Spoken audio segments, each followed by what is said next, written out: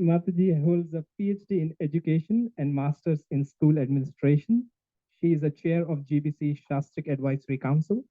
She is also an associate editor for the BTG magazine. Oh, wow.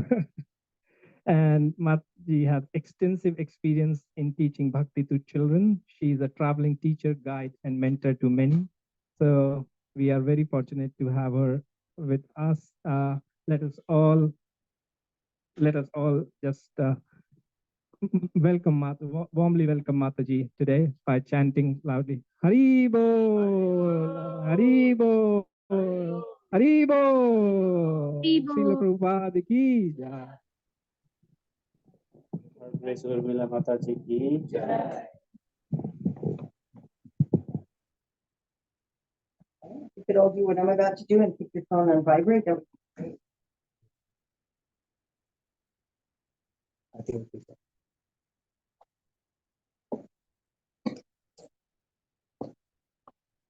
Okay, so today, yes.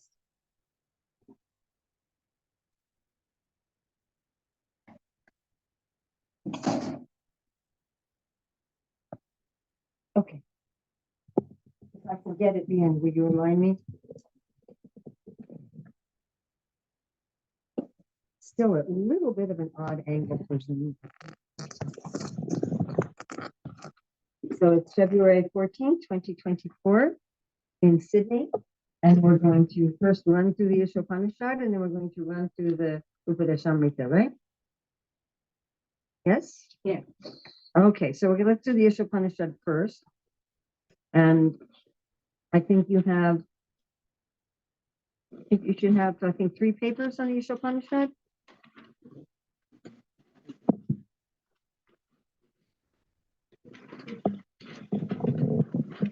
Not a problem. Is this better? Yes. All righty. Is this even better? Yeah. If it was any closer, would knock my teeth out. So I hope that this is okay.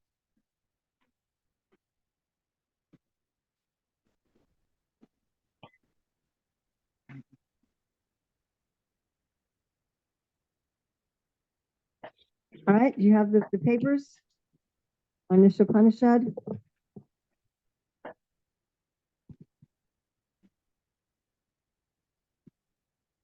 You should have one, yes, one that looks like a chart that has an overview, and then you should have 2 more. Oh, look how nicely that was done.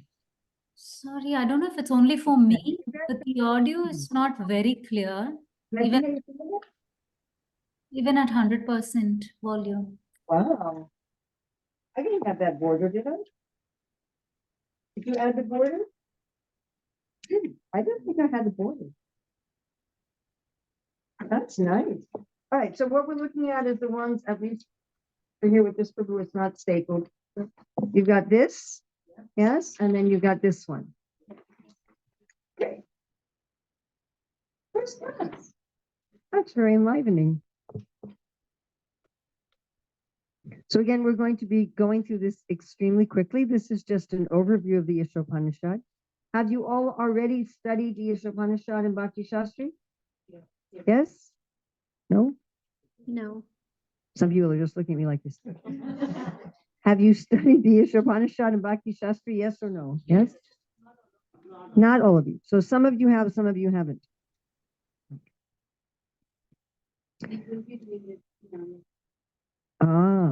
Okay. We also have a book available on the Isopanisad that's available. I think it's on Amazon. It's also there's some room in here, Jagdish. If you can let my grandson get in somehow or other. Well, not right there. Then you won't be able to see the screen. But like I think on the couch. I'll put this one here. We'll have more room there. Right there. There you go. Okay, great. You want to sit there? Oh, that's fine. You're fine where you are, Jagdish.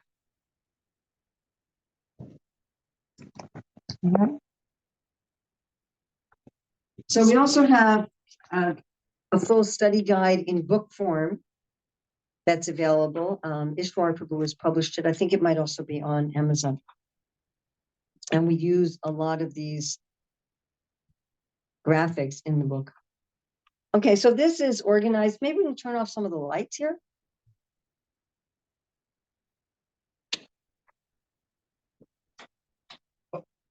Okay, I need some light on me though. I only need light on me because it's there we go. Because otherwise the people on Zoom can't see me. Okay, so here we've divided the Isopanisad up into vision, guidelines, and prayers. So vision, you can see, is in the invocation, mantras 1 through 3, 4 and 5, and 6 and 8, and guidelines are in 9 through 11, 13 through 14, and then prayers in 13 through 14, and 15 through 16, and 17 through 18. Again, we have a book online that you can get that has all of this, what you have in the paper, plus much extended with exercises, a short book. And you see the difference here. We have guidelines for knowledge, guidelines for practice, prayers for knowledge, prayers for practice, foundation of knowledge, practice for living entities, knowledge of the Supreme Person, knowledge and practice of spiritual vision. Okay. So looking at the foundation of knowledge, right? That was that one section, and practice for living entities. So in the invocation, we have that the absolute truth is the source of everything. Do you all know the invocation by heart? Everybody should know this, yes? Can we say it together? Om Purnamada Purnamidam Purna Udaptate Purnasya Purnam Adaya Purnam Eva Vasishtate. Now the literal meaning is simply, this is complete, that is complete. From the complete comes. If you take the complete away from the complete, still the complete remains. That's a literal translation. Did you all get that? I'll say you can repeat. This is complete, that is complete. This is complete, that is complete. From the complete comes. From the complete comes. If you take the complete away from the complete, still the complete remains. So that's a literal, that's not the way Prabhupada translates it. So that's a literal translation. And Prabhupada talks there in the purport about Krishna being the Brahman, the Paramatma, and the Bhagavan, and all complete as Brahman, Paramatma, and Bhagavan. He also talks about the spiritual energy, the material energy, and the marginal energy. And that in all these ways, Krishna is complete. Now, then we have the next verses, mantras 1, 2, and 3, that we should, how do we practice this completeness? We understand that we have our quota, that we will be taken care of. We take only what's ours. That's actually a very deep and important verse. You could say that this mantra 1 is the essence of an honest life. And violation of mantra 1 is the essence of criminality. If I take something that's not my quota, I am stealing. Right? Now that's the essence of it. And more extreme, I'm raping, I'm murdering, I'm taking your life. Raping, I'm taking your body. And it's some kind of taking. It's taking that which the other living being doesn't want to give. Taking something that doesn't belong to me. Now, on a very minor, everyday level, this means I'm taking your time and energy that you don't want to give. I'm trying to push you or guilt trip you or force you or manipulate you into giving me something that you don't actually want to give, that you're not giving willingly. I'm trying to take something that's not mine. And this can work on a very subtle level. I mean, even if I say sometimes, okay, I have to go now, I have to go to sleep. Oh, Urmila, can I ask you just one more question? And I'll say, it's 10 o'clock at night. But can I ask you just, that's stealing. Do you follow? Yes? Someone trying to take something by force that I don't actually want to give. We don't think of that as, but that's what it is. Anytime that we try to manipulate or guilt trip or force somebody to do something that they don't want to do. Now, I'm not talking about little children that you have to train or that you can't leave alone in the house. It's not what I'm talking about. I don't want to go to the store. Sorry, I'm not leaving you home alone. You have to go to the store. That's stuff. Sorry, that's a different category. But someone needs to be muted. But I don't think we think about it like that. You know, what is actually my quota? And when we know it's our quota, then we can deal with other people with utmost respect. Then in mantra 2 and mantra 3, it's what happens when you do it, what happens when you don't do it. I don't know if it's not such a great projector. So we'll just go back. If I follow this, then I will be happy. And if I don't follow it, I will be unhappy. And I follow it with the philosophy that everything's complete. That I have what I don't have to take from your quota because I already have access to the complete. I can be satisfied with what I'm getting because I know that I'm in touch with the complete whole. That's how that philosophy translates into practice. All right. Let's look at this in terms of Sambandha, Abhideya, and Prayojana. Not everything is on your paper that's in the PowerPoint. There's more in the PowerPoint than what's on your paper. And if there's things in our book that are neither on your paper nor in the PowerPoint. So if you do want to get the book, I think it's like $10 or something. Online short book. Okay, if we look at this in terms of Sambandha, Abhideya, and Prayojana, what do I understand? I understand Krishna is complete, and I'm only going to be complete, feel complete if I'm connected with him. If I'm disconnected with him, I'm not going to feel complete. I'm going to feel that there's some kind of lack. I can only feel complete when I'm connected with the complete. What do? I accept my quota. I accept what I attain through honest work by the grace of God, which is, of course, connected to Varnashram. Right? We have our book. I'm sorry, we've run out of books. But we have our book, Career Dharma, how to understand what is your nature. And people say, well, if I work according to my nature, I won't make enough money. You did it. I heard that a lot. Yes. But the idea is that we do what's in our natural work, and whatever we get as a result, whoever has the power to mute people on Zoom needs to do that. Whatever I get as a result of my natural work, whatever honest livelihood I get, I accept that, and I'm satisfied with it. I don't try to do something outside of my nature or outside of what's honest. Yes? And if I do that, I will attain everlasting life. I will attain eternal life if I'm actually just satisfied with my quota. Here we have a whole summary. Would someone like to read this? Any volunteer to read this? Perspective Godhead is absolutely complete and perfect. Everything and everyone is coming from him, yet he remains an absolute whole, and therefore everything is controlled and owned by him. One who understands this truth will only take what they need and use everything in Krishna's service, knowing everything belongs to Krishna, and in that way they live an everlasting life, unbound by material energy. However, if one doesn't understand this truth and takes more than they need in an attempt to enjoy separately from Krishna, they lose the opportunity of this human form of life. Okay, and we have some little rhymes here that we can try to remember. So maybe we can all say this together. Spiritual knowledge is beyond our reach. Therefore, the Vedas are there to teach. Of the Lord's features, there are 3, but as a person, he is most complete. Our quota is given to serve the Lord. Our future is black if we simply hoard.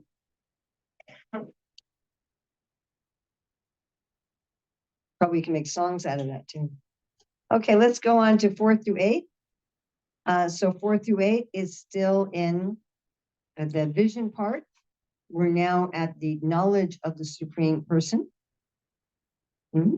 So mantra 4 is that the inconceivable Lord cannot be understood by our limited means. This is, by the way, not a very good projector. And so there's all kinds of things that the people on Zoom can see, but you guys can't. And mantra 5 is something about his inconceivable potencies. Anybody remember what's in mantra 5? No? Well, you can look that up later. And mantra 6 is actually, we have another new book, Krishna Meditations, and I was thinking about how mantra 6 really epitomizes. Why don't we read those two? The mood of that book. And 8 is how the Transcendental Lord is fulfilling all of our desires. So, okay, if we pull this up. So mantra 4 is, although fixed in his abode, the Supreme Personality of Godhead is swifter than the mind and can overcome all others running. The powerful demigods cannot approach him. Although in one place he controls those who supply the air and rain, he surpasses all in excellence. And then 5 is, the Supreme Lord walks and does not walk. He is far away, but very near. He is within everything, and yet he is outside. Okay. Now, mantra 6 is, again, those of you who got our Krishna Meditations book, it's really based on this mantra 6. He who systematically sees everything in relation to the Supreme Lord, who sees all living entities as his parts and parcels, and who sees the Supreme Lord within everything, never hates anything or any being. 7, one who always sees all living entities as spiritual sparks. In quality one with the Lord, becomes a true knower of things. What then can be illusion or anxiety for him? 8, such a person must factually know the greatest of all, the personality of Godhead, who is unembodied, omniscient, beyond reproach, without veins, pure and uncontaminated, the self-sufficient philosopher who has been fulfilling everyone's desires since time immemorial. Okay, so this is, now we knew already that the Supreme is complete and that I connect with him. Now we're learning more about that Supreme, that he's full of paradoxes. He walks and doesn't walk. He's far away. He's near. He's within. He's without. And when I see him everywhere, when I see everything in relationship to him, then I'm liberated. Then I'm no longer affected by the things of this world. All right, now let's look at, again, Sambandha, Abhideya, and Prayojana. So what is the Sambandha? He has unique characteristics. All contradictions, all paradoxes are resolved in him. And what's our practice? That we can learn from those who are absorbed in him. And then what's our achievement? We become free of anxiety and we actually perceive him in this world and in everything. Okay, someone else would like to read this summary of 4 to 8? The Supreme Lord is the greatest person and possesses many characters. Within him, all contradictions are resolved. The pure devotees see everything and everyone in relation to him and are therefore completely free from anxiety on the transcendental platform. By rendering devotional service in this consciousness, they realize him right. And if we can say the rhyme together, inconceivable Lord may be far or near, but he is revealed to those who are near. Again, I hope you like those. Those are little memory aids. You know, if you've got those, and those are like sutras. Okay, now we're going to go on to 9 through 11. Now we're going to have an interesting situation in the Isopanisad with 9 to 11 and 12 through 14.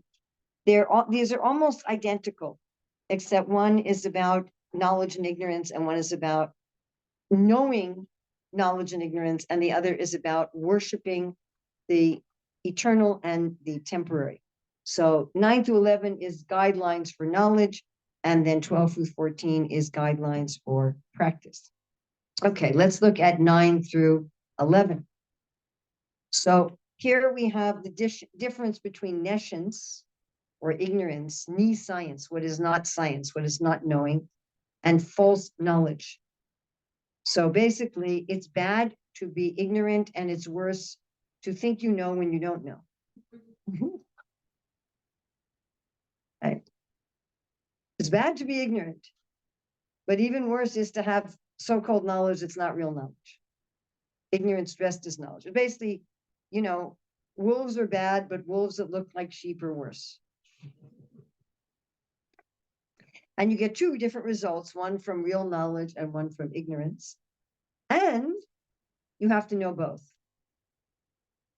You have to know both. The Bhagavad Gita, the Bhagavatam are full of knowledge of both. Their knowledge of the truth, the reality, and their knowledge of the shadow. Their knowledge of reality and illusion, Krishna and Maya.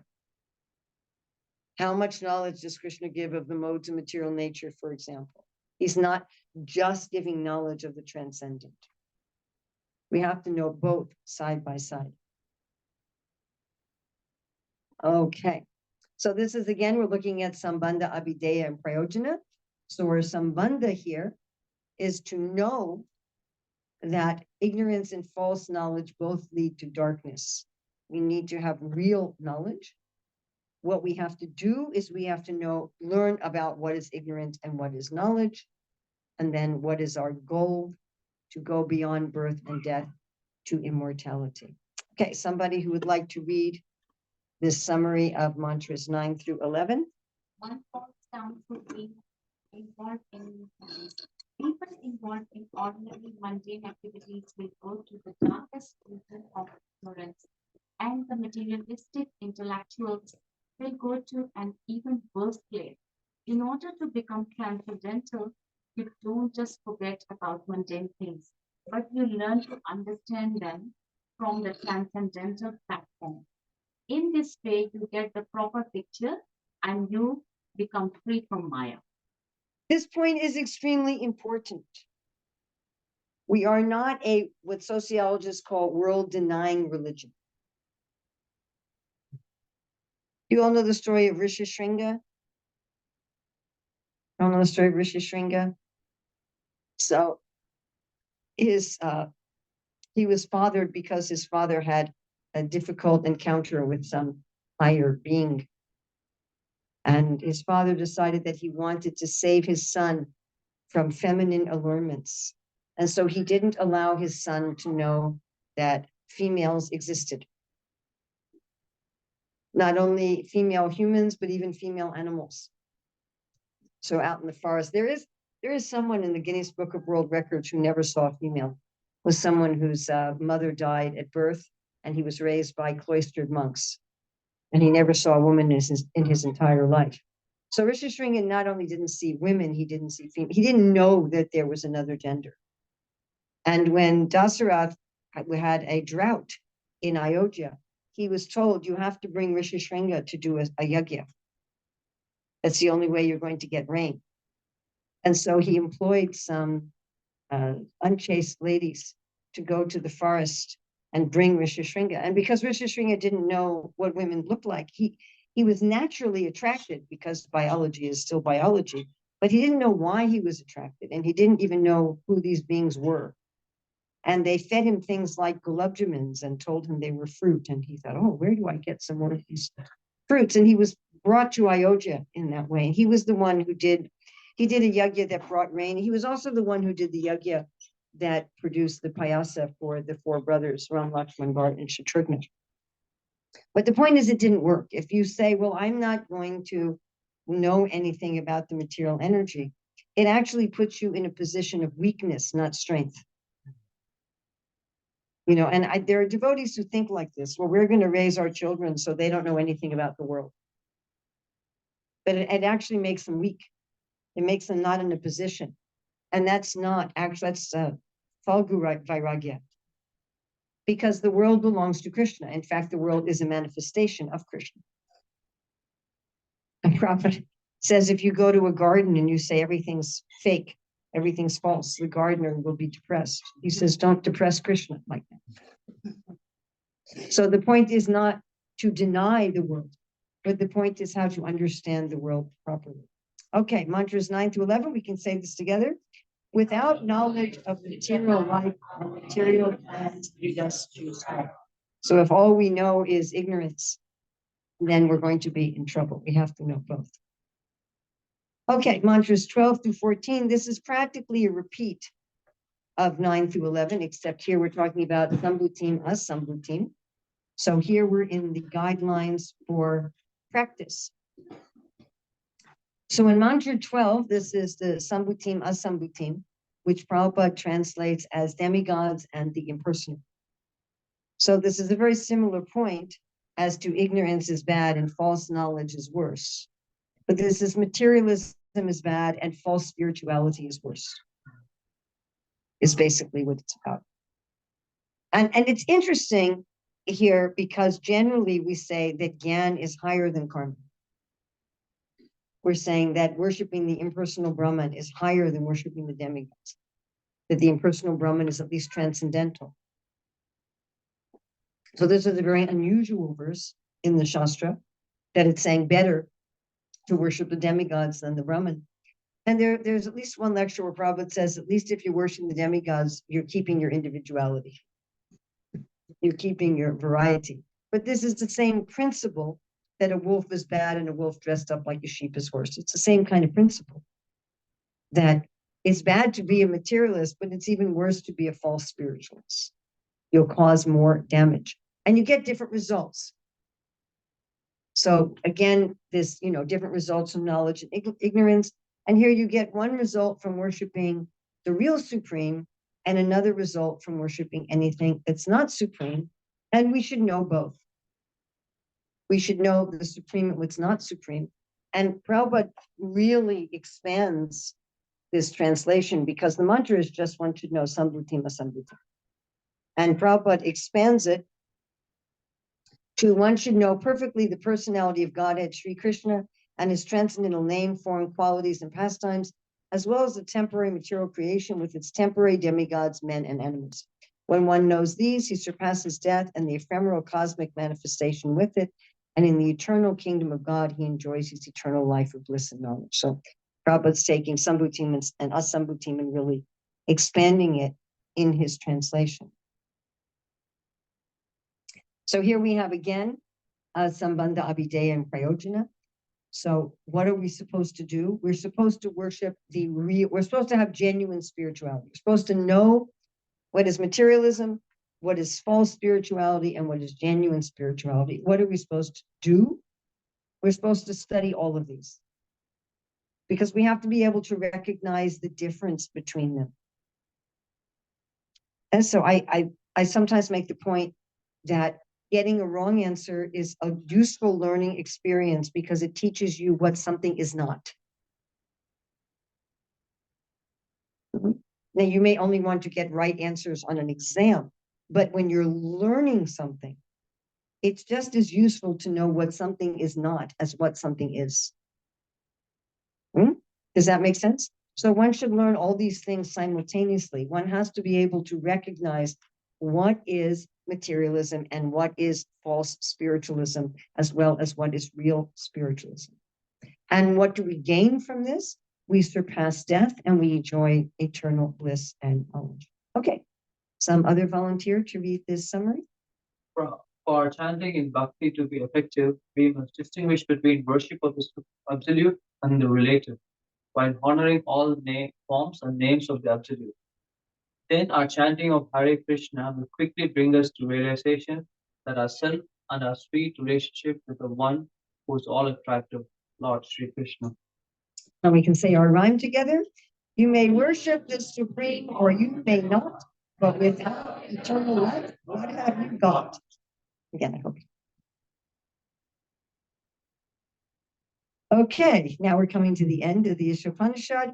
So now we have prayers for knowledge, 15 through 16, and prayers for practice. So I'd actually like to read these. So our 2 prayers for knowledge. And if any of you have these handy, you can say it with me. If you don't, that's fine. O my Lord, sustainer of all that lives, your real face is covered by your dazzling effulgence. Kindly remove that covering and exhibit yourself to your pure devotee. O my Lord, O primeval philosopher, maintainer of the universe, O regulating principle, destination of the pure devotees, well-wisher of the progenitors of mankind, please remove the effulgence of your transcendental rays so that I can see your form of bliss. You are the eternal supreme personality of Godhead, like unto the sun, as am I. Let this temporary body be burnt to ashes, and let the air of life be merged with the totality of air. Now, O my Lord, please remember all my sacrifices, and because you are the ultimate beneficiary, please remember all that I have done for you. O my Lord, as powerful as fire, O omnipotent one, now I offer you all obeisances, falling on the ground at your feet. O my Lord, please lead me on the right path to reach you. And since you know all that I have done in the past, please free me from the reactions to my past sins, so that there will be no hindrance to my progress. So here you can see this is divided into, we want to see the Lord, 2 prayers to see the Lord beyond his effulgence, to know him, and then prayers for practice. We want the Lord to remember our service. We want him to guide us on the right path. So again, looking at Sambandha, Abhideya, and Prayojana. So to know the Lord's personal or Bhagavan feature beyond the Brahman. And to what should we do then? If we know that, we should pray to see that personal feature, to remember him at the time of death, to pray for eternal service. And what do we get? We get eternal service at his feet. Okay, somebody who'd like to do this? The speaker feelingly appeals to the Lord to remove his dazzling bodily effulgence and reveal his personal form. The time of death is approaching, and the devotee acknowledges that he is far from perfect, but prays that the Lord be merciful to him, overlooking his shortcomings, accept him as his eternal servant, and give him shelter at his lotus feet. Okay. Lord, we cannot see beyond your glow, but it is you we wish to know. Lord, for this spiritual life, on you I depend. To always be there as a guide and friend. And here we have a whole summary of the whole Isopanisad. Okay, would somebody be willing to read this? First, we learn that both spiritual and material happiness come from acting as a part of the complete whole, overflowing with love, completely full. We then learn the qualities of the Lord and the vision and the consciousness needed to understand those inconceivable attributes. Then we distinguish between the supreme and everything else. Ignorance, false knowledge, materialistic religion, and lesser forms of transcendence. Now that we know what we want, love of Krishna, and why we want it for complete satisfaction of everything, we engage in love. Are you all happy? Okay. We could take any questions on Isopanisad before we go to the Upadesham.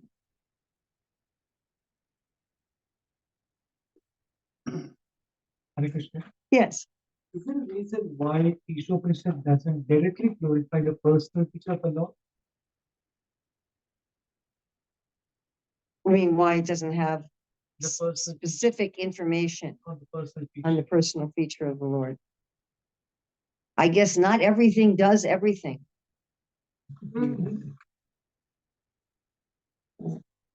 I one time went to a Sunday feast class where in 45 minutes, the speaker tried to describe everything. It was the worst class I've ever attended.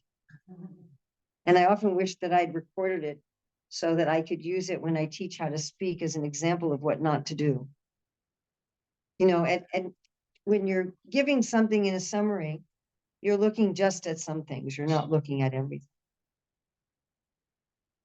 So I mean, if you take, you know, a particular chapter of the Bhagavad Gita, it's describing some things and not others, or a chapter of the Bhagavatam, or a chapter of Chaitanya Charitamrita, or whatever, you know. There's each thing has its particular purpose, its particular objective, its particular goal.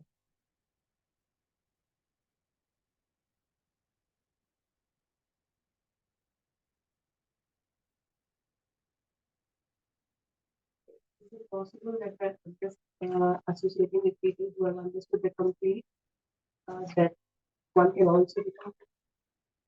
We are complete when we're connected. I mean, the analogy Prabhupada gives all the time is, a disconnect. If your finger is cut off, it's useless. When it's connected, it's my finger is complete because it's part of my complete body. Or he talks about a little screw, a little screw that comes out of a machine. Prabhupada says you'll sweep it up with the garbage. But when it's in the machine, it's very valuable. It becomes complete. It becomes part of the complete whole. And when it's separated, it's incomplete. We conditioned souls. Do any of you have like a junk drawer? Right? Like a drawer of all miscellaneous stuff. And if you find some little screw or some little piece of plastic, sit and you think, I know this is part of something. And maybe it's part of something important. And maybe someday I'll find out what it's part of. Let me put it in this drawer. So the whole material world is kind of like that. It's like a big junk drawer, all these little disconnected pieces. Nobody knows where they go. And once we're in our right place, then again, we're complete. I mean, it's actually incredible. Once we're connected with Krishna, we can experience everything that Krishna experiences. We can experience everything through him. When we're separated, all we can experience is what we can experience, and it's so limited. And especially through the material senses, it's ridiculous. I can't even see beyond the wall.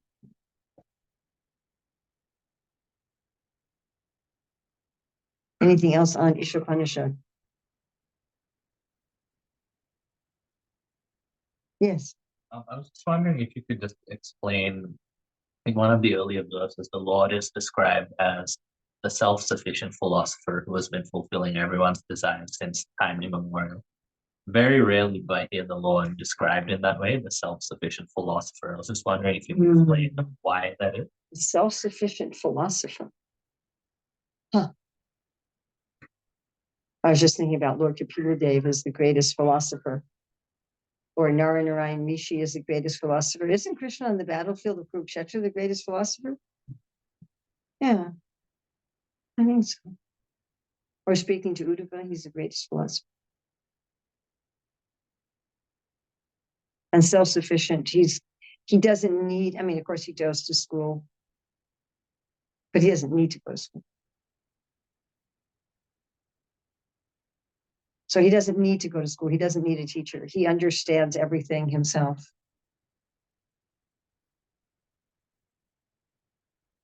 Such a nice name for Krishna, self-sufficient philosopher. He didn't need a degree. He doesn't need to put a degree up in his wall from a university. Is that right? Anybody else? Anything on Isopanisad?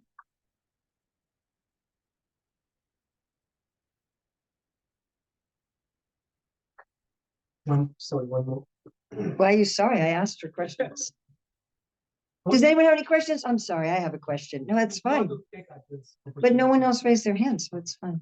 I'll go for that. All right. Is there a specific reason why Sri Prabhupada added the invocation mantra to set the tone for Isopanisad, right? That's the context setting for the whole Isopanisad. Well, it's part of the Isopanisad. Okay. It's not something he added. Maybe I'm not understanding you correctly. Okay, maybe I'm wrong. My question is wrong. My understanding was the first of invocation was not technical part of Isopanisad. Oh, yes. No, it is. It is. Actually, there's, I have several times visited a school in London called St. James. I don't know if you've ever heard of it. And it's a very interesting school. So their philosophy, I don't know who their teacher is, like who their acharya is. It's some combination of Sankaracharya and Christianity. Interesting something. Like they're all vegetarians there, and they teach Sanskrit. In fact, I'd say they have one of the best Sanskrit programs anywhere in the world. There's a husband and wife who are Sanskrit teachers there. They developed all their own curriculum. I mean, we're just starting to have devotee schools that approach their level of academic expertise and curriculum development. They've written all their own curriculum. And their students are wide demographic of British kids. I mean, they have Indian students, but only in relation to how many Indians are in the UK population. Yeah.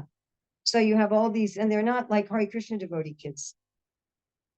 So you have all these, white-skinned, blue-eyed, blonde-haired kids chanting the Rig Veda. And you can look on YouTube. It's, you go there and you think you're on another planet. Like it's something. And they're all chanting the invocation to the Isopanisad. It's one of the things. They call that the perfect mantra. So some of the classes will start to say, let us chant the perfect mantra. And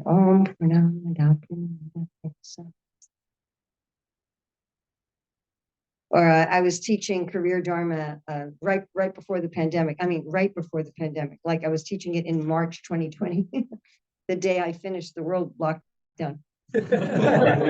Literally. If I had not gotten off of that island on that day, I would have been stuck in the Bahamas. Which that might sound very nice, but they don't grow any food there. So it would not have been a nice place to have been stuck. But that was, they're impersonalists, but they invite devotees there. They invite our, ISKCON members there to give seminars and to lead kirtans and things like that. But they were all chanting. So the Isopanisad invocation, it's actually quite a popular mantra. When I spent some years studying Sanskrit, although I never got very far. But I was learning, when I was studying from this American group that's mostly impersonalist, but that was one of their prime mantras for teaching was Om Purnamada Purnamada. So it's very well known. Yes. Why do we study Isopanisad only, not any other? I don't know the answer to that question. I think that would have been a question to have asked Srila Prabhupada, and I don't know if anyone ever asked him that question. That's a very good question, but if I find out the answer, I will let you know. I mean, I do know that Srila Bhaktisiddhanta Saraswati Thakur taught the Isopanisad. Does anyone know where he taught the Isopanisad?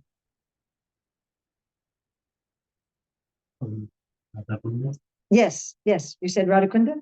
Yes. And he was criticized for that. The local Babaji is criticizing. They said, why are you here at Radhakund teaching the Isopanisad? You should be teaching Govinda Lilamrita at Radhakund, not Isopanisad. Yeah. So that may be one reason why Srila Prabhupada translated the Isopanisad. I mean, one can speculate that if Prabhupada started his mission earlier in life or lived longer, that he would have translated more. That's a very difficult thing to say. What would Srila Prabhupada have translated next, and what further things would he have translated?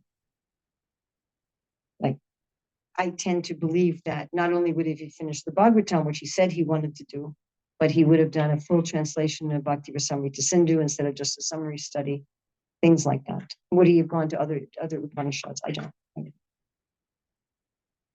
What was Bhaktisiddhanta's response to them when they said that? I don't know the answer to that either. There's another question I don't know the answer to.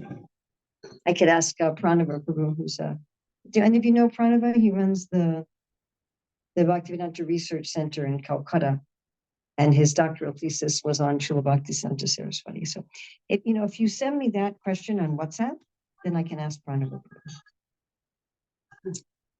All right. So.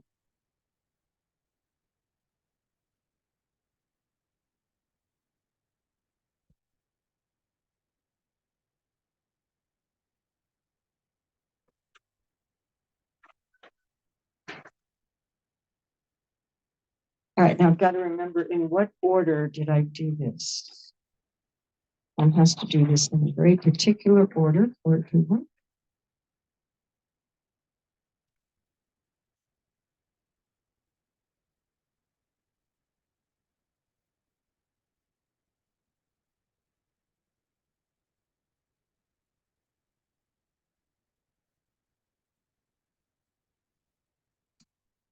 Ta-da. All right. Everybody ready for nectar of instruction? Okay, and how many papers do you have on that? I think you have quite a few, right? Yeah, back to back. 5. I think I have a copy of it here.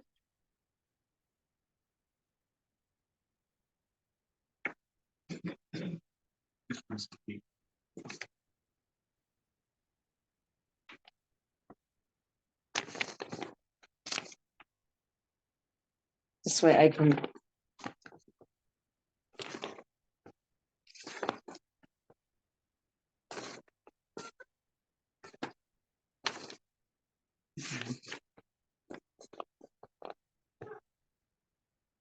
Okay, so on this one page, page 5, you have a summary on one page of the whole book.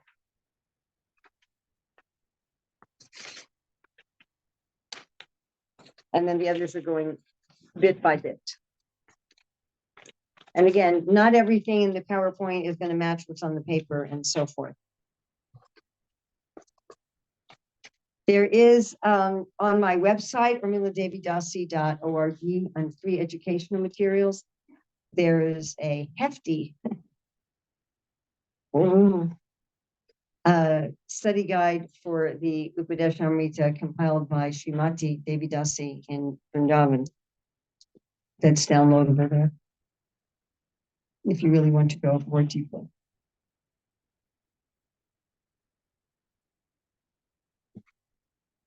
Okay, so the nectar of instruction, or the Upadesh Amrita, is taking us from Shraddha to Prema in 11 verses. By the way, Srila Prabhupada translated this book after being requested to do so by one of his disciples, Rishikesh Prabhu.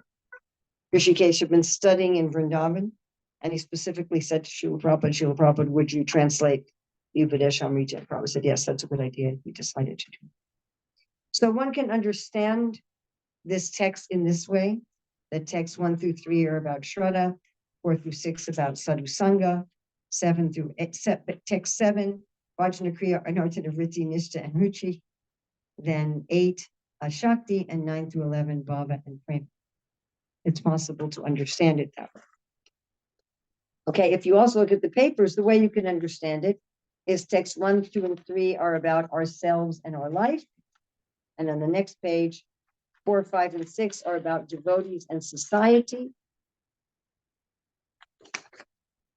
7 and 8 are about being absorbed in Krishna. And 9, 10, 11 are about what's better and best. So one can also understand it that way. That first we have to know about ourselves and our own life. Then we can associate with devotees. Through association with devotees, we can perform the process of bhakti. By performing the process of bhakti, we can attain to the best destination. So we can also divide it into 4 sections like that.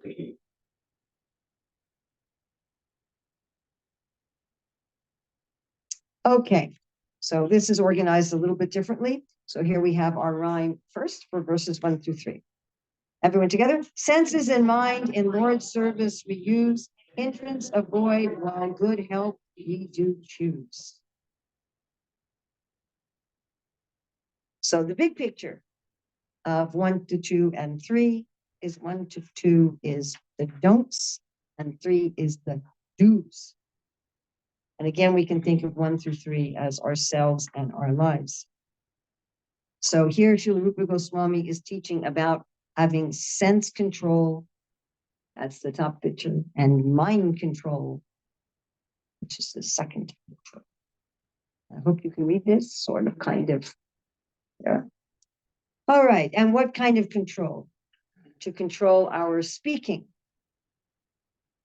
And here we can refer to the 5 austerities of speech that Krishna talks about. Truthful, that the message is pleasing, that is beneficial, that the words are not agitating, like you don't use curse words, not coarse language, and that you recite Vedic literature. Does anyone know of those 5? What's the most important?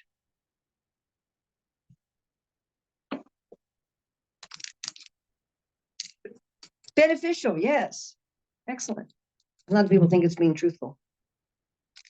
But no. If you speak truth that's harmful, can you speak truth that's harmful? Is that possible? Sure it is. Have you ever seen an ugly baby? I've seen ugly babies. Also, one little baby looked like a pig. I think the nose was next to it. And if I go to the mother and say, your baby looks like a pig. It's triple. But it's not beneficial. Right?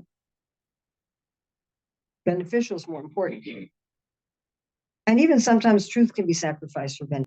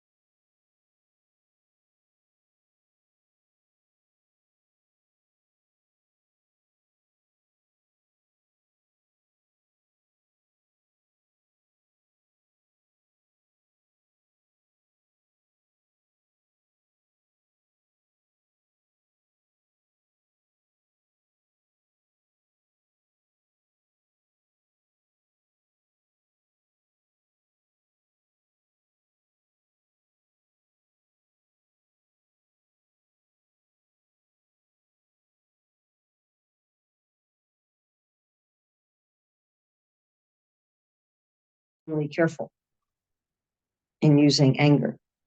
Krishna says anger is one of the 3 demoniac qualities that every sane person should give up. So this, we have to be extremely, extremely careful. Take care of the tongue and belly with prasadam. Of course, not eating, just to satisfy the tongue in the name of prasadam. To use the genitals to produce good children in marriage. It's one of the main purposes of the Grahastha ashram, is to produce good children. Oh goodness, I have 9 things in the chat. Should I look at them? I wasn't paying the slightest attention. No, this was all just stuff in the beginning. I'm so used to not using Zoom now. Actually, as I've traveled, sometimes people have said to me, can you give our morning Bhagavatam class to our local people on Zoom? And I'm like, no. I was doing that for years. What did I get on a plane for? Just stayed in America.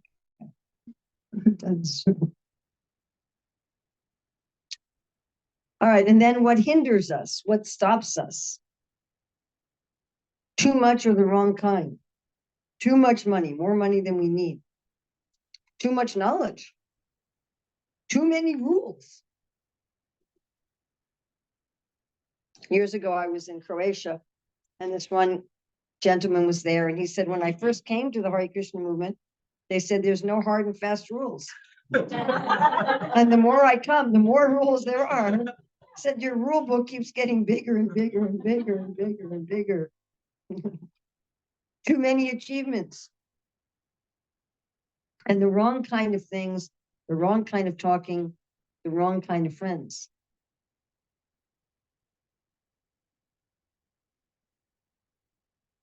So how do we solve these hindrances? Prabhupada talks in the purport about simple living, being under the shelter of the internal energy, and living in devotee society.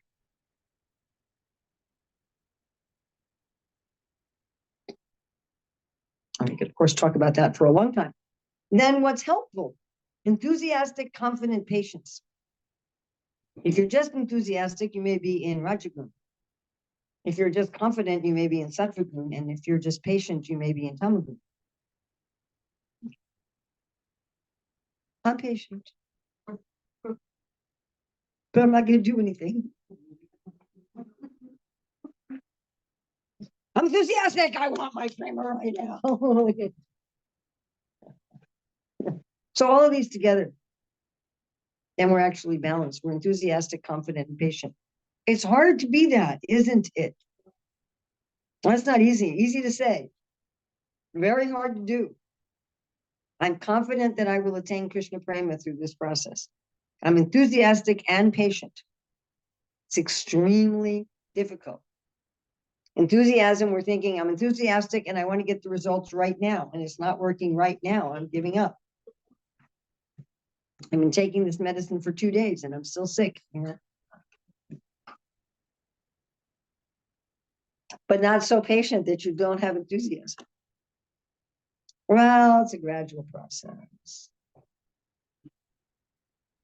Then to follow the principles with the devotees in the way that the devotees have done them. Wow, was that important?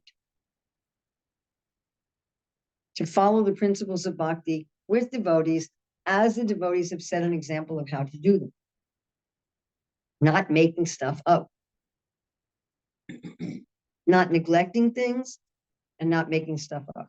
Not adding things, not subtracting things, not changing things from the basic stuff. We have to adapt to time, place, and circumstance. We're actually required to do that. Prabhupada says that is required. But the basic stuff, we leave it alone. Don't change mantras and add mantras. I keep hearing people adding mantras. I'm going to say something that's really going to bother all of you. What is this weird mantra you guys are chanting about Lord Jagannath? It's really weird. And I'm not going to say anything more about it. But it's really weird. And so I'm hearing this and I'm going, where is that from? So I'm going to say that and shut up.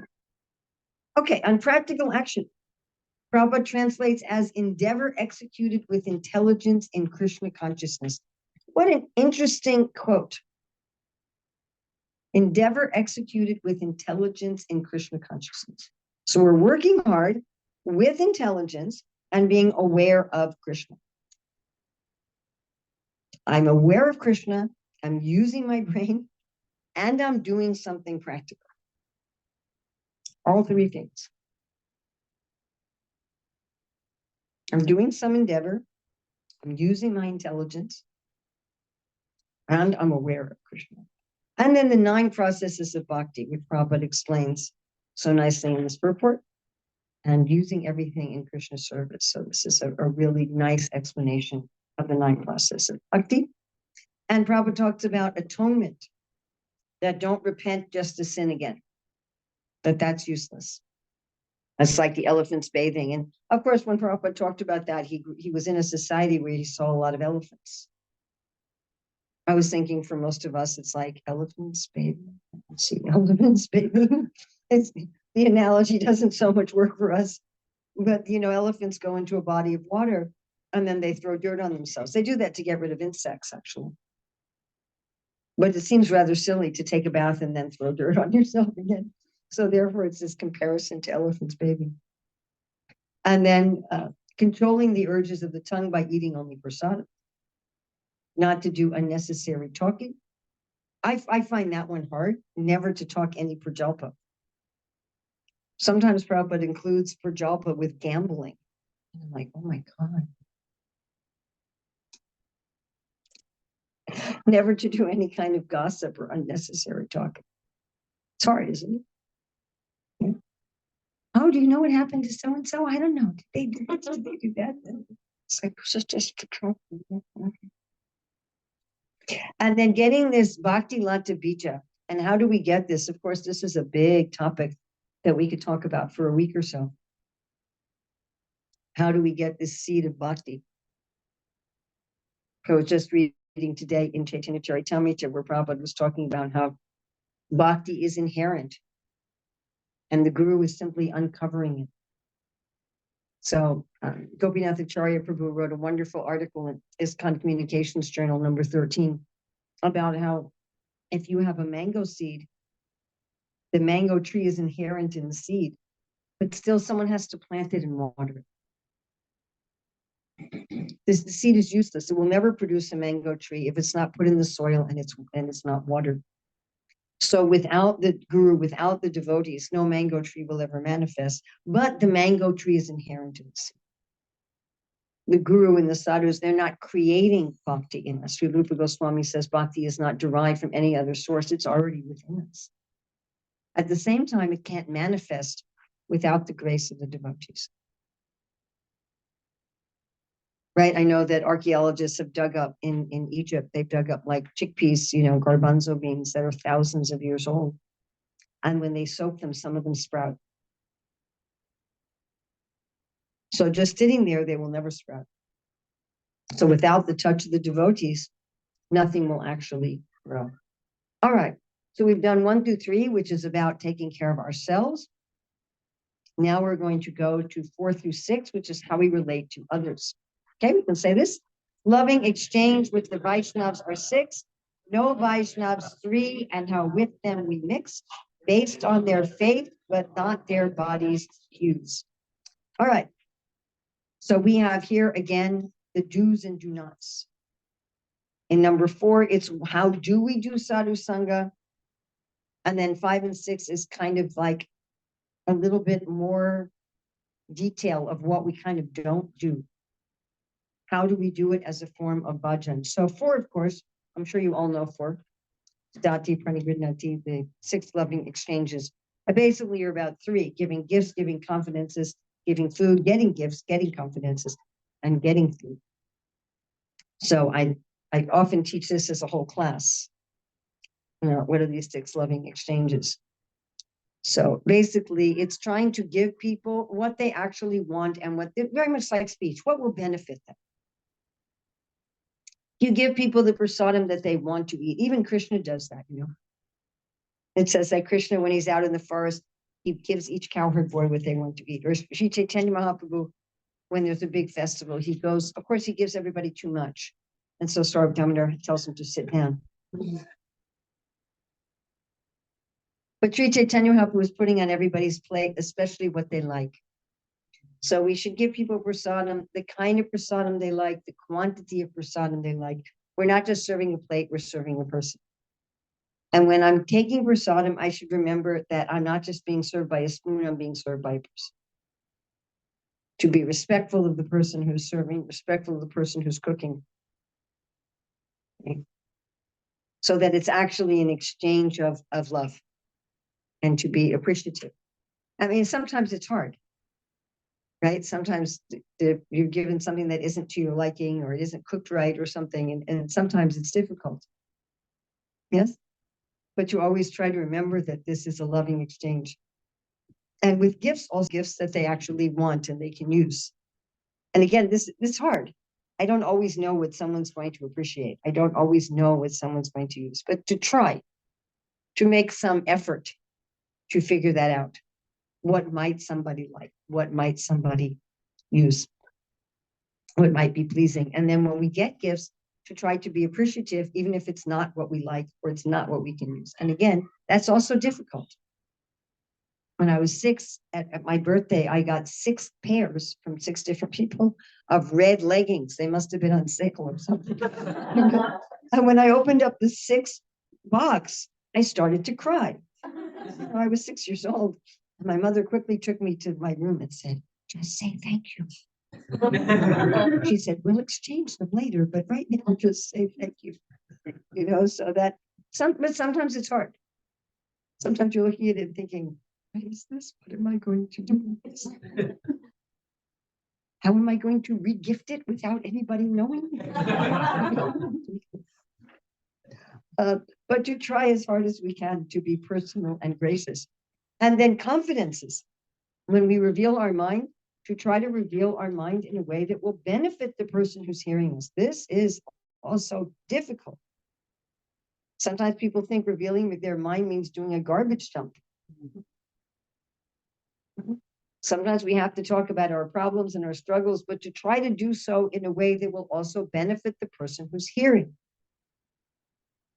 We shouldn't be using the person like a garbage can. That's also taking something that's not our quota, isn't it? It's actually stealing something from the other person. Because we'll put the person in an awkward situation where they're not going to say, excuse me, you're using me like a garbage can. I think I'm going to go now. You know, that's a little difficult. And so the person often gets stuck in that situation. So to make sure that when we reveal our mind in confidence, that it's done in a way that will enliven ourselves and the other person as much as possible.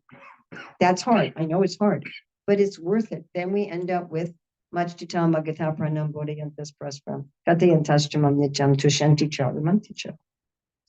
when I hear other people's confidences, to try to do so in a way that's going to uplift me and the other person. Again, to focus on this beneficial, to do something that's going to be full of satisfaction and pleasure. Now, we have here about, in verse 5, associating with devotees according to their status. Now, these words, kanista, majjhima, and uttama, a rough translation in English would just be beginner, intermediate, and advanced. Now, what I'm about to say is very important, but I don't have long to explain it. So I hope I'm going to make this clear. One can be beginning, intermediate, and advanced in different areas. Like what we didn't discuss in the Isopanisad was there is one, I can remember which purport. There's one purport where Prabhupada's also talking about kanista, majjhima, and uttama. And there he's referencing the definitions in the 11th canto. That the kanista only sees God in the temple or only in his temple. The majjhima tries to love God, make friends with the devotees, help the innocent, and avoid the atheist. And the uttama sees God everywhere. But this kanista, majjhima, and uttama is looking at something different. And Srila Rupa Goswami in Bhakti Rasamrita Sindhu, when he talks about kanista adhikari, majjhima adhikari, uttama adhikari, is talking about something completely different. He's talking there about qualifications to take up Vaidhi Bhakti. So you can be a beginner, intermediate, and advanced in different areas of Bhakti. And a beginner in one definition is not a beginner in another definition. Let's look at a material example. So if you take someone who's, say, 14, 15 years old, and you're going to talk about how mature they are. Well, you could talk about physically, intellectually, emotionally, socially, right? And those don't all coincide. Some people are very mature intellectually and immature physically, or mature physically and immature socially. Correct? This happens all the time. Now, hopefully, eventually they're mature in everything. But if you look at a particular time, they may be only mature in some things. Just like I would guess that each of us finds something in the process of bhakti very easy to do. We don't even have to think about it. Like for myself, I don't think I ever gambled in my life. Maybe when I was a child, I bought a raffle ticket, but I don't even remember. So for me, not gambling is so easy. I've never gambled. So giving up gambling I wasn't giving up anything.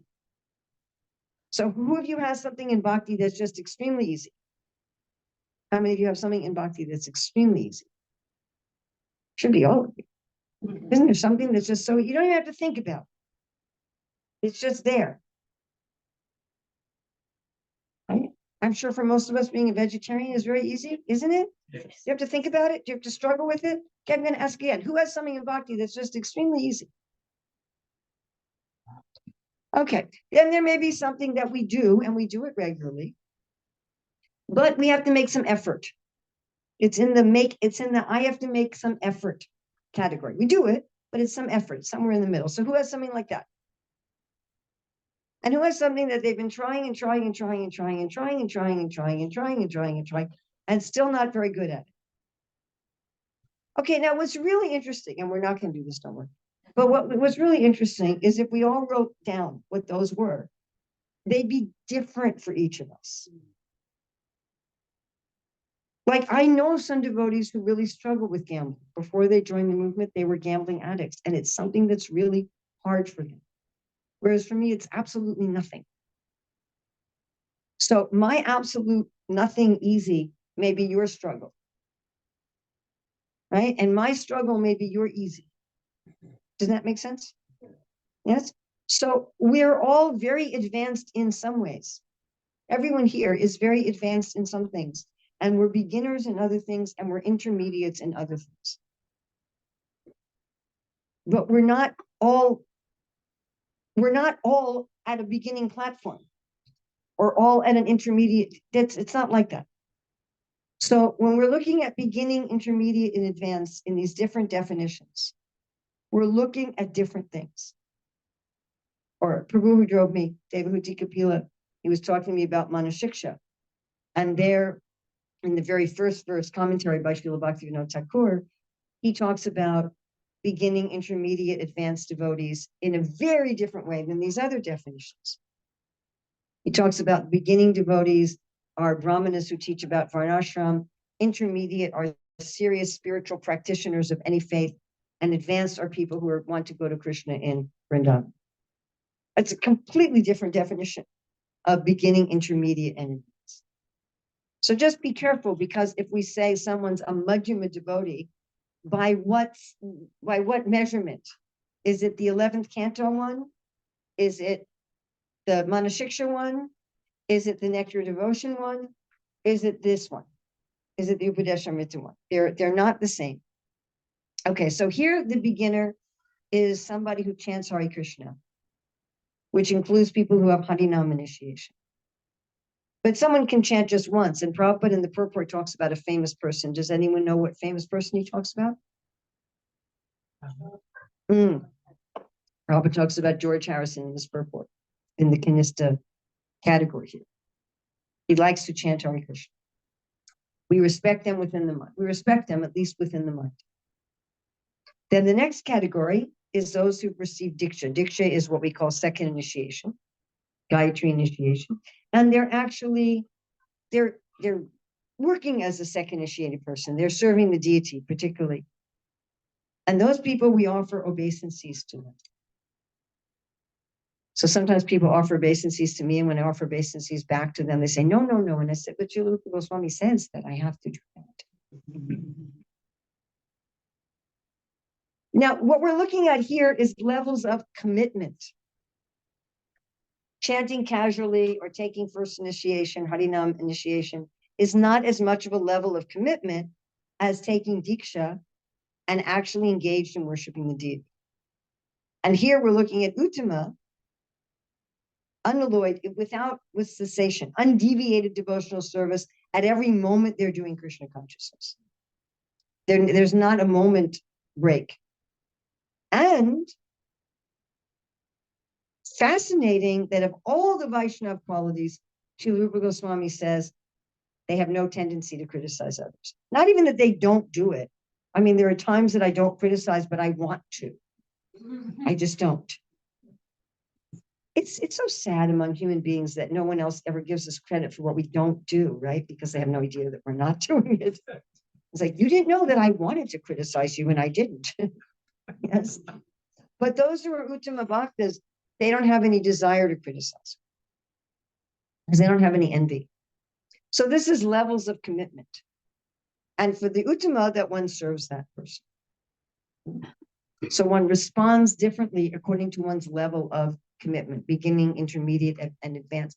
Now, all these, we don't really have time to get into it at all, but these are not self-righteous judgments. These are just practical things to know how to relate to others.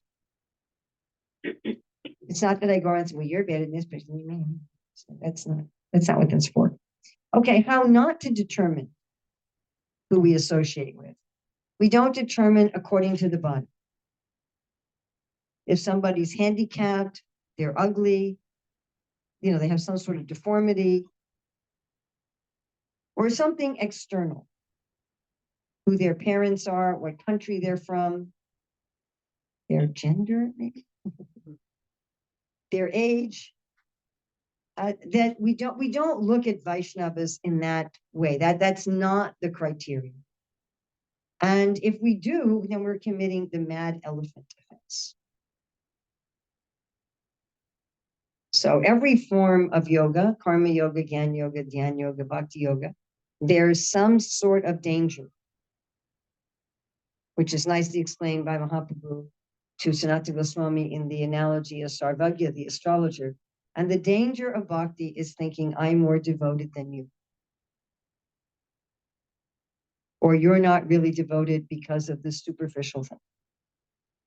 Looking at something that's very external and saying, well, you're not really a good devotee because whatever, your nose is too big, or you only have one leg, or you're ugly, or you're poor, or something. So that becomes a mad elephant defense that destroys our spiritual progress. Okay, so some important terms is dadati, offering gifts in charity.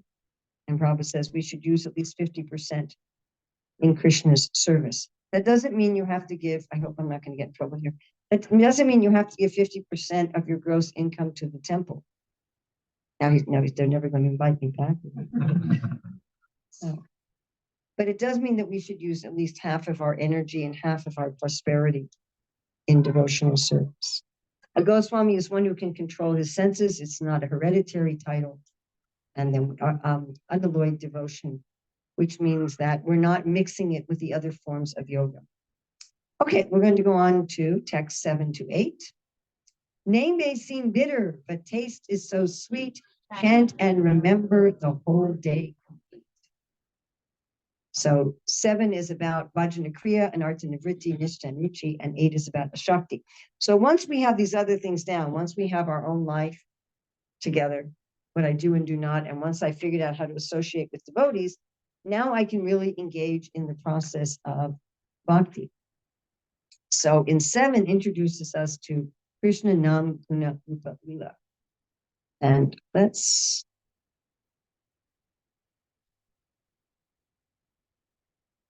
read 7 and 8. 7 is, if you have, you can read along with me. The holy name, character, pastimes, and activities of Krishna are all transcendently sweet like sugar candy. Although the tongue of one afflicted by the jaundice of avidya, ignorance, cannot taste anything sweet, it is wonderful that simply by carefully chanting these sweet names every day, a natural relish awakens within his tongue, and his disease is gradually destroyed at the root. The essence of all advice is that one should utilize one's full time, 24 hours a day, in nicely chanting and remembering the Lord's divine name, transcendental form, qualities, and eternal pastimes, thereby gradually engaging one's tongue and mind. In this way, one should reside in Vraja, Goloka, Vrindavan, Dhama, and serve Krishna under the guidance of devotees. One should follow in the footsteps of the Lord's beloved devotees who are deeply attached to his devotional service.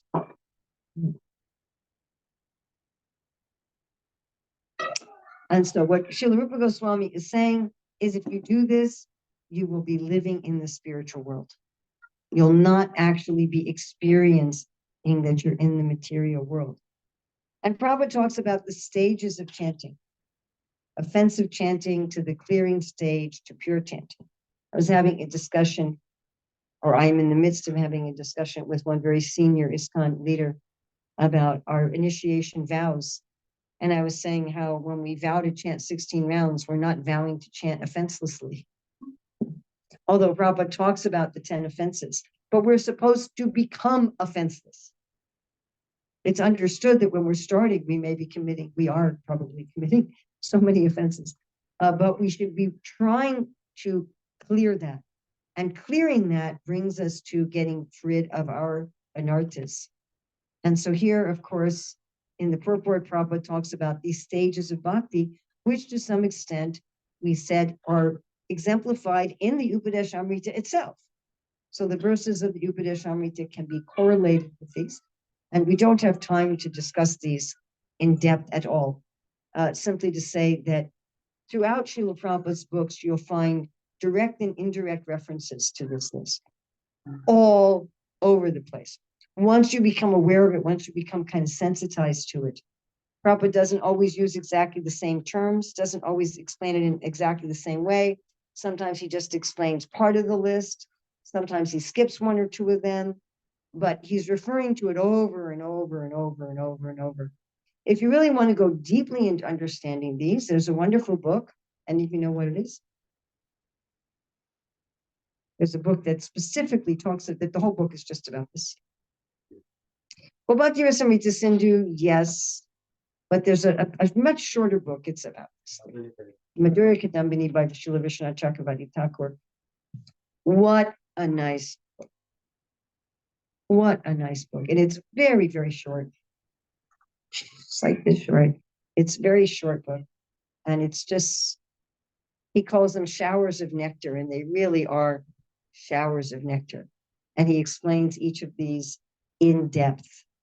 So I cannot recommend that book enough.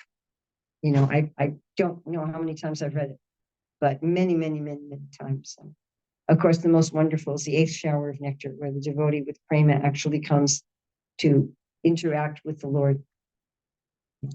Just absolutely wonderful. So just quickly. One has some beginning faith. Their God exists. So most of the people of the world, if you say, do you believe in God? Yes, I believe in God. What do you do about it? Nothing. So the next step is you actually do something about it. You associate with spiritually minded people. That's a big step, because some of your materialistic friends will not want to hang out with you anymore if you do that. So that's a big step. And a lot of people start that and then pull back. Because as soon as they start hanging out with sadhus, some of their non-sadhu friends will say, hey, what's wrong with you? So that is a huge step, just hanging out with sadhu people. Then Bhajana Kriya, you actually start practicing some system of devotion. So a small minority of religious people in every religion actually do some sort of regular religious or spiritual practice. Like it's only a minority of Muslims who actually do 5 times a day prayer. There's a minority of Catholics who go to morning mass every day. And so of all the people who say, you know, I believe in God, only a small portion of them actually hang out with other believers, other people of faith. And only a small portion of them have some regular, serious spiritual practice. Right? Like we have some huge congregation that comes for Janmashtami, but how many of them do any kind of daily serious practice? Right. Now, those who do a daily serious practice, only a small portion of them really want to change their heart. And by the way, it's the people who are in Bhajana Kriya who don't come to Anartha Nivritti that give religion a bad name all over the world. Because they look like they're strict, but they haven't actually cleansed their heart. So Anartha Nivritti, Prabhupada will sometimes just talk about, you know, no illicit sex, no meat eating, no intoxication, no gambling, which are big deals in the age of Kali.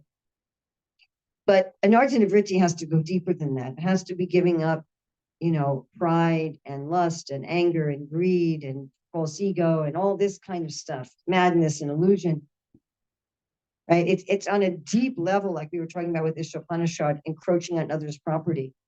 It's coming at a deep level, on the most subtle level, to just accepting my quota, to being completely satisfied and happy with who and what I am as a spirit soul, and not trying to take something that's not mine. to be happy and satisfied with my relationship with Krishna. So that's the ultimate anartha nivritti, that I'm satisfied, right? As Advaita Acharya says, Chaitanya Dasamuri, Chaitanya Radasa, Chaitanya Radasamuri, Tanya Radasa Radasa. I am a servant of Lord Chaitanya. I am a servant of Lord Chaitanya. I'm a servant of Lord Chaitanya. I'm a servant of his servants. To just be satisfied with that, that is ultimately anartha nivritti. And very few people want to do that. Very few people. It both amuses me and saddens me how many people will come and ask me questions that they don't really want to know the answer to.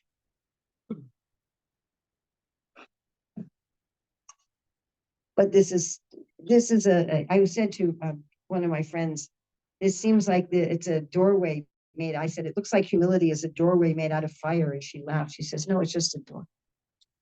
But we look at it and we think, oh, humility, I'm going to burn to death. If I actually become humble, if I actually become a servant, my whole life will fall apart. And I had someone at the temple right the other day said, well, I have to keep my anger. Okay. So very, very few go through anartha nivritti. Now, once you go through anartha nivritti, everything becomes very easy. Prabhupada says, until Nishta, it's a hard struggle with determination. And after that, everything comes easily one after another.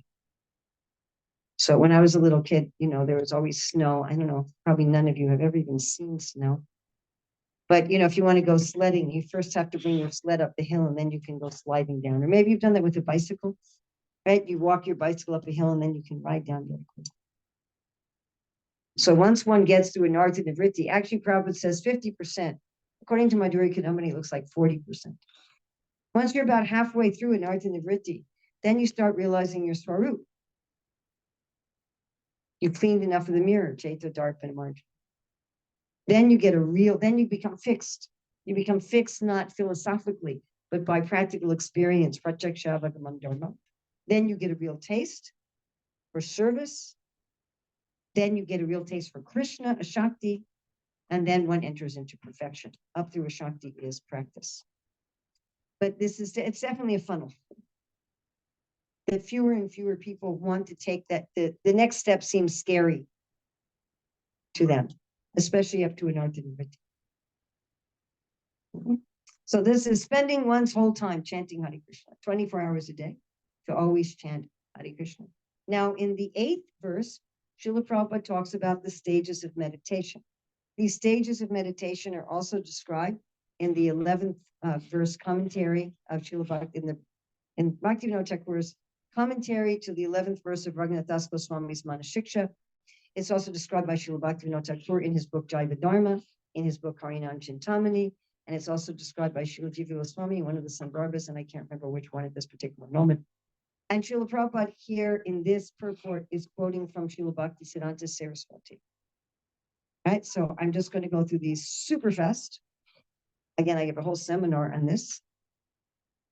And I'm going to give the analogy of making real burfi. How many of you have ever made real burfi? Not powdered milk burfi, but real burfi. Any of you ever made real burfi? How many of you have ever seen real burfi being made? All right, well, that's a little better. So maybe this will work. First meditation is hearing, but meditative hearing. Not hearing so you can pass your Bhakti Shastri exam. Not that, but actual meditative hearing.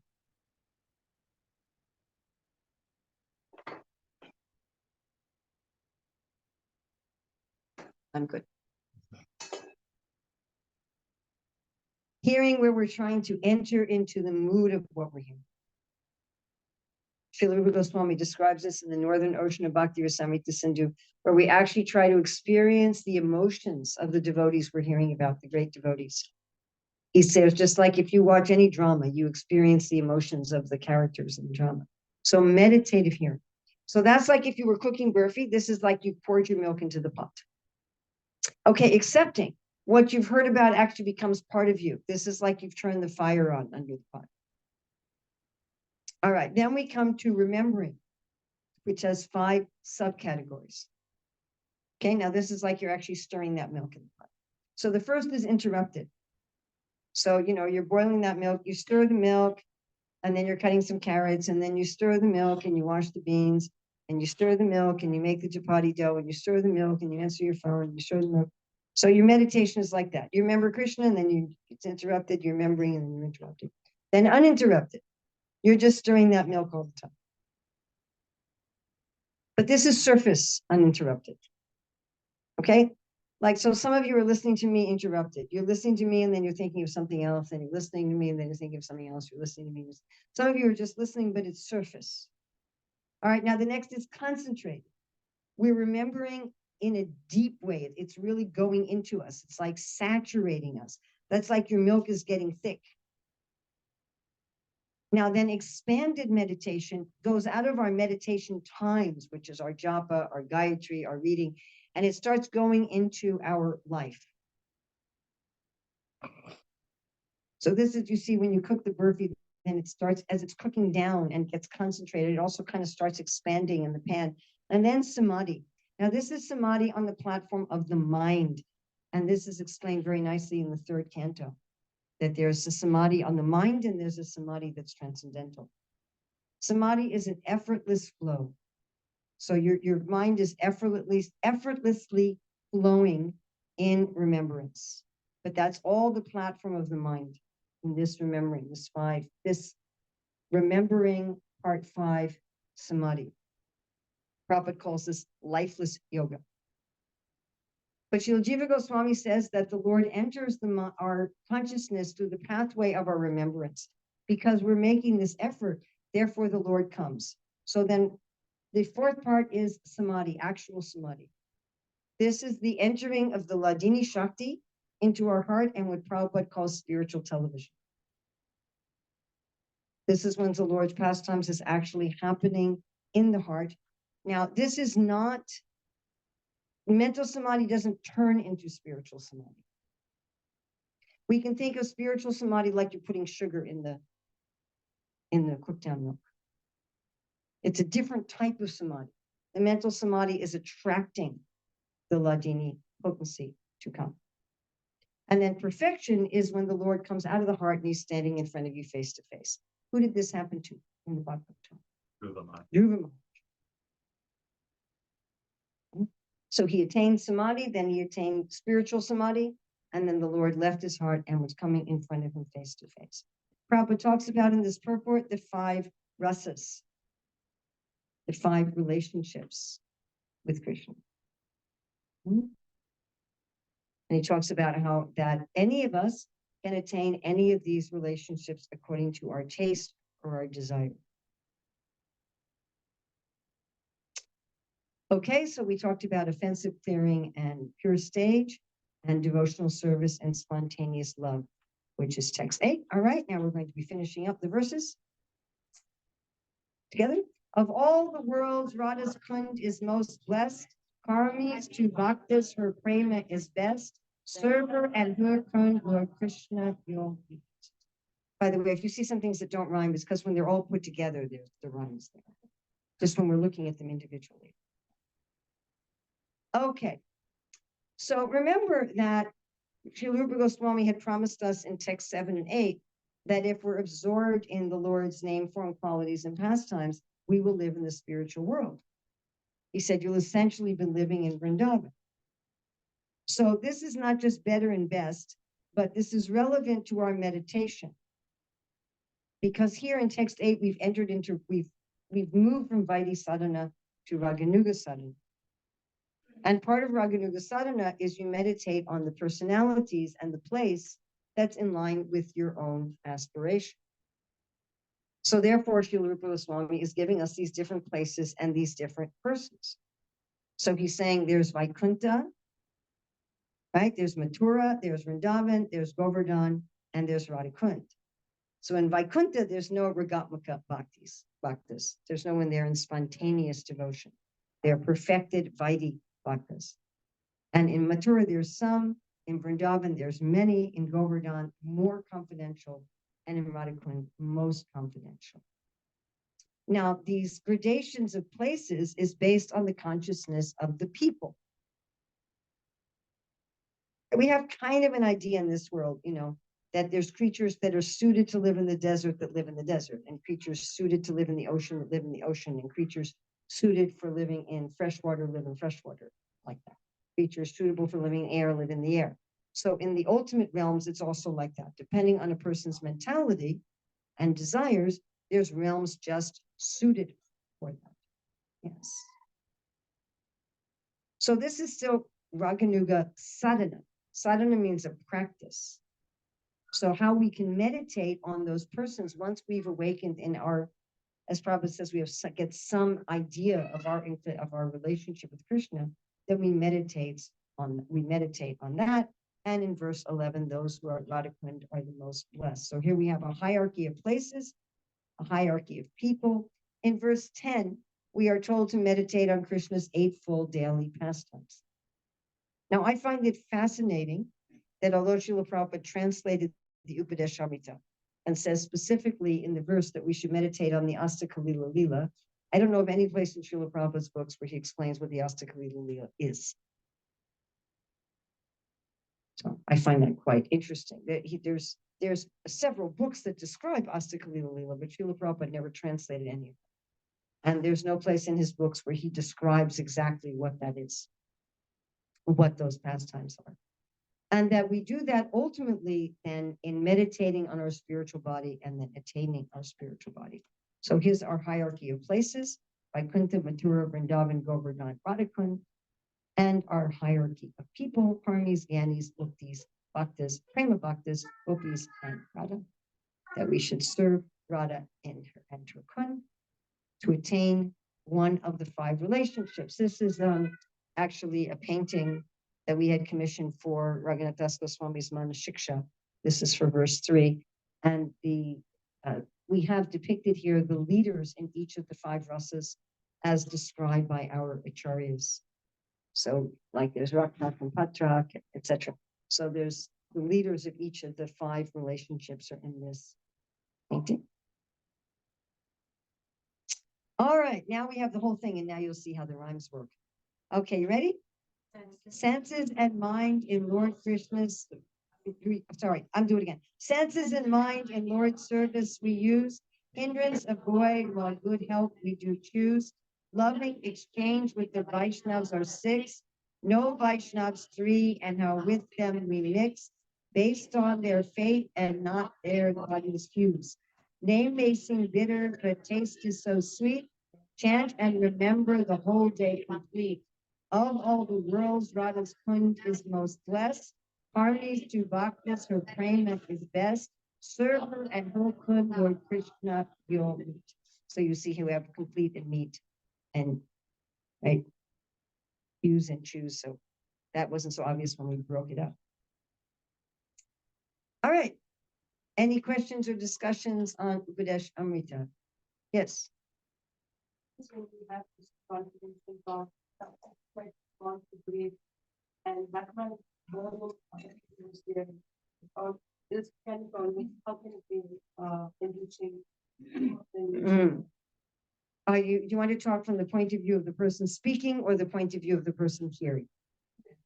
Okay, from the point of view of the person hearing, we can always understand that everything everyone is doing at every moment is an attempt to experience rasa.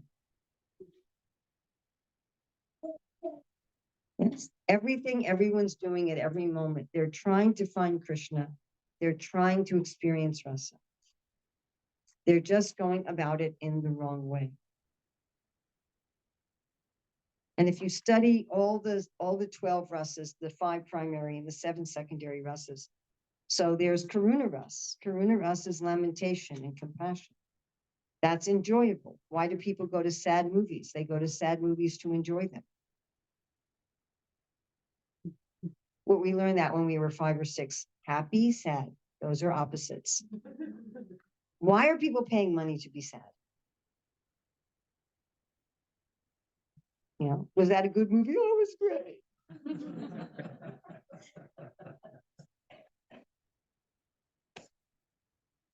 You can enjoy sadness. You can enjoy fear. Do people go on, like, you know, amusement park rides? to enjoy fear. You can enjoy anger. That's why people watch sports. Why do people watch sports? They're trying to enjoy anger and chivalry. Why they go to political rallies? To enjoy anger. And disgust even. Are there, there's horror movies. People watch in order to be disgusted. Strange, isn't it? And you'll notice, if you say to someone, "Ew, that's disgusting." "Oh, what is it? Let me see."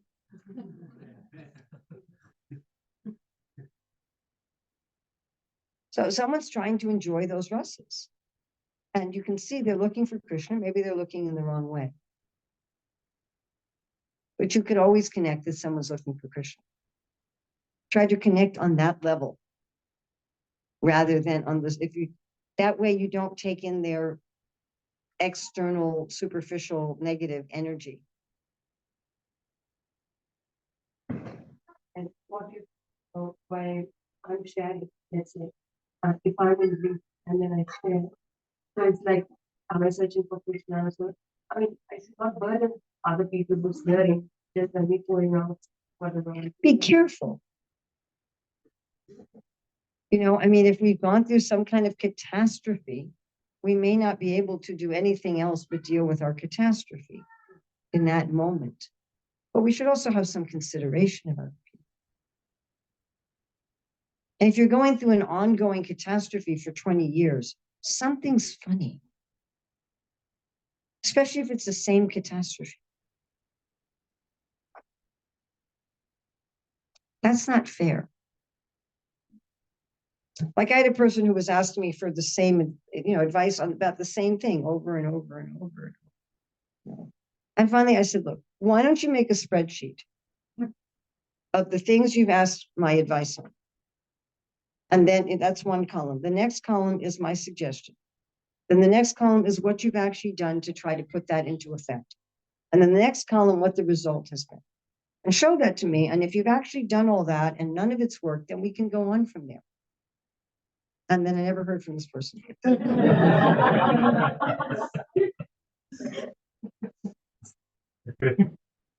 So don't be a vacuum cleaner. If pay attention. If you're going crying to somebody about the same problem over and over and over and over and over and over and over and over and over and over and over, and you don't actually try to put into effect anything that they're suggesting, then you're taking something that's not your quota. You're taking their time and energy that's not yours to take. It's not fair. And then you're actually looking for something else. Maybe you just want someone to love you or something. There's some unmet need. There's something out of balance. If we're doing that, we should try to be aware of doing that. But there are some terrible catastrophes in life. And that's okay. But then we should again be honest. We should say, I'm sorry, I'm really I'm falling apart.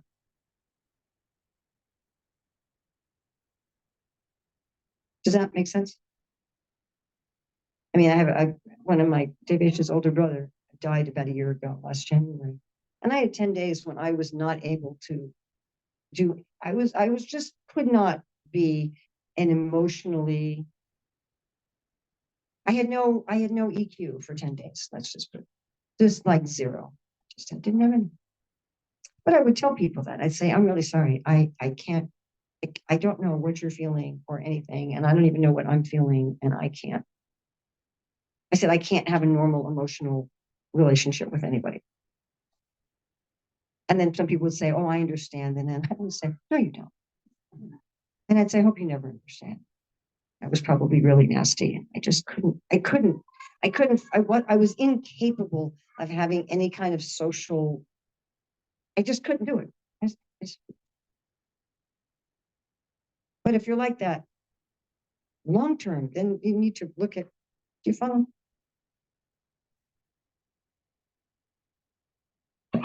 Some occasional terrible crisis, that's Mataji, how to grow a balance with these principles that sometimes when we unfold our uh, desires, and then there's this battle which we feel that do we need it or do we is it do we want it? So where to understand or Are you looking back at the like too much and the wrong kind? yes. Okay. So because when I just got married, I was like given a feeling that now you should plan for your one percent is the right time. And that was something What? no, but that was something given to that On your wedding day? after a month. After a month? But that Did you get married when you were 49 and a half years old? no, that was a very good way. He told us that this is the time you can look forward and you can plan your things so that you're not lost. That's what. I see. Okay. That is I was very- kind of worried about this for a while. He meant it in a very good way. Okay. Just have that in the mind. That Okay. So sometimes I just can't draw that balance, what is needed and what I want, and like how to approach it. That how much is important, how much is enough. Like the need, the desires keep on building. When I go deeper, I feel I'm not understanding what are the needs and what are the It depends on what your service is. You know, you have to, I mean, I talk about this in career dharma, like with the prosperity types. You know, each of us needs a different type and mixture of prosperity in order to feel satisfied in life. And that's, we need our type of food. You know, and we need different amounts. You know, my 16-year-old grandson can eat a lot more than I can eat. You know, we were at Govinda's and he went and got the ice cream sundae. And I couldn't even look at it. Just be going to eat it. But for him, that's not too much. For me, that's too much. For him, that's not too much. So, you know, how old are you? How big is your body? How much physical work are you doing? And then some of us can digest certain types of food better than others. I mean, that just depends. What do I need? And that's true also, you know, how much stuff do you need? That's different for different people. I once asked someone, why do some people have thousands of shalagrams? And they looked at me and said, why do some people have thousands of books? And I went, oh my God. But it's different. You know, I go to some people's houses and there's 3 books. And I think, how do they live? I can't even imagine. So we're different. What do you need to be able to function? Like Prabhupada says, we're each a cell in the universal body. You know, what the brain cells need is different than what the heart muscle needs, and different what the stomach muscle needs. You have to see what do I need? And that's not selfish. If I'm part of Krishna, I have to get what I need in order to contribute properly to the society. And sometimes, you know, as far as the ashrams, that changes in time. You know, what I need when I'm 20 or what you need, you know, when you're 20 or 25 and married for 1 month is different than what you're going to need when you're 50 and ready to take Vanaprastha, just by the way. So I was in the Grahastha ashram for 23 years and I've been in the Vanaprastha ashram 28 years. So my needs are very different.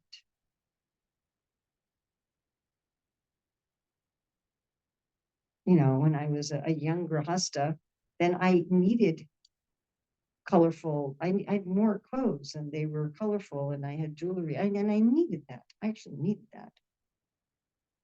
But I don't need that anymore. I don't, if I tried to remember what I'm wearing today, I don't even know. I have 3 saris and the difference is just the border color. So I actually look. It doesn't matter to me anymore.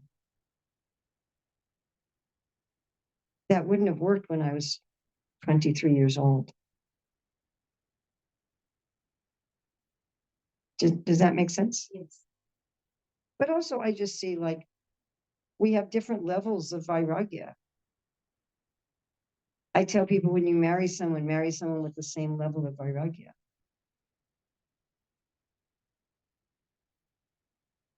Like to me, too much stuff always, even when I was younger, too much stuff to me is a burden. I don't like having stuff.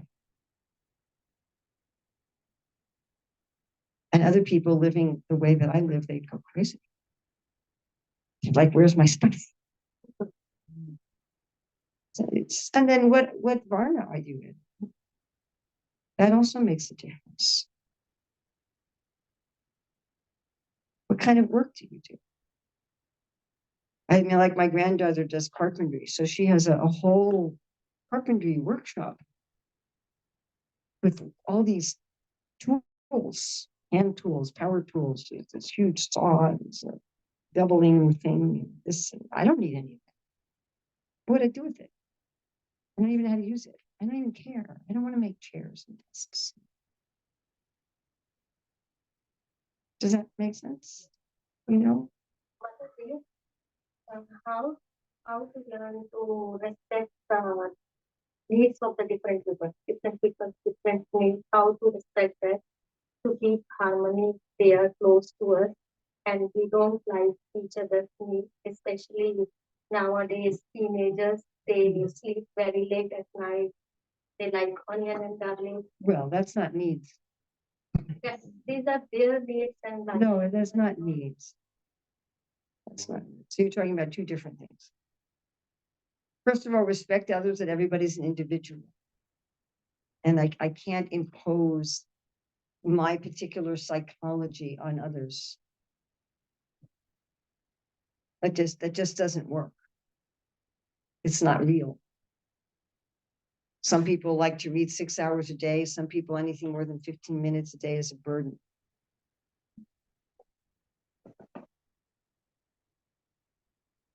Some people love to go on pilgrimage to all the holy places. And I mean, I look at people, I was just in Vrindavan and Kartik, there's like 8,000, 10,000 people going on pilgrimage in all these buses. And I look at it and go, no.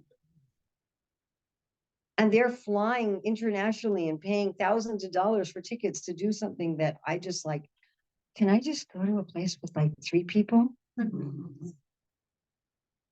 So that's a difference in nature and a difference in personality. And that we respect because Krishna loves variety. Do you follow? Krishna likes variety. He doesn't want everyone to be just like me. That would be awful. He doesn't want everyone to be just like you. He loves you for you and he loves me for me, but he doesn't want everyone to be you and he doesn't want everyone to be me.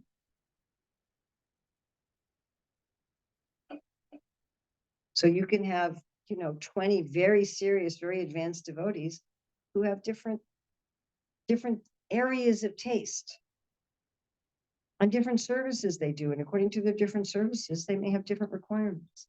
They may have different health and bodily requirements. They may have different psychological requirements. And now the other thing you're talking about is a person's situation in the gunas and their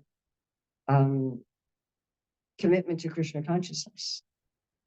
How can you respect that different people have different degrees of seriousness in Krishna consciousness and different association with the gunas? Well, because they do. And that's talking about something different. That's talking about levels of advancement, but people are as advanced as they are because they are. It doesn't do any good to not accept that.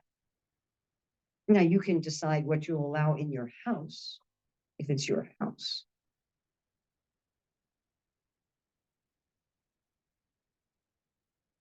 Right? So if it's your house, you can say there's no onion garlic in my house. Sorry, we left that here. Like you can say there's no smoking in my house. But you can't dictate to someone else what their level of commitment to spiritual life is and what mode of nature they're in. That would be easy. Be a pure devotee. That just doesn't work. It doesn't work for you either. Like I can't force you to be more advanced than you are. Have you tried forcing yourself to be more advanced than you are? Does it work? It doesn't work. You've never done that? Well, that's good. You're smart. But any of us, if we've tried to force ourselves to be more advanced than we are, it doesn't work. Yes? It just doesn't work. We are who we are at that particular level. So I don't see that there's an option of accepting that people are where they are. But again, you can make rules for your home. If you've got minor children living in your home, you're the adult. And if you have grown children living in your home, then you have to work out with them what kind of arrangement you want, like you'd arrange with any other adult, especially if they're not paying rent. But even if they're paying rent, even if you had somebody paying rent in your house, you'd still would have rules for your house. Am I correct? Am I correct?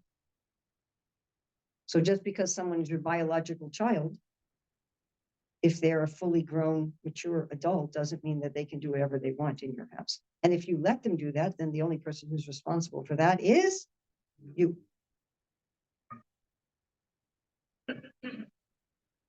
So if you let fully grown adults, whether they're biologically related to you or not, live in your house and do whatever they please, and then you complain about it, it doesn't make much sense. So if they're minor children that you're maintaining, you can set the rules. You say, these are the rules. This is our house. This is the rules of our house. And if they're fully grown adults, then you can have the rules like you'd have for any fully grown adult who wanted to stay in your house. And if you choose to let fully grown adults stay in your house because they're biologically related to you and then do all kinds of things that you don't like, you're choosing that. And to then get angry at those people is not fair.